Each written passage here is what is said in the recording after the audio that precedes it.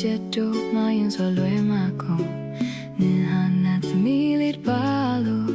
နတ်တဲ့အခါတင်ခဲ့မိတယ်ပြစရာတွေအားလုံးလဲနင်လာကိုဖွဲနေမိပန်းချစရာတွေအားလုံးလဲလက်မှန်ချလောက်ပြီ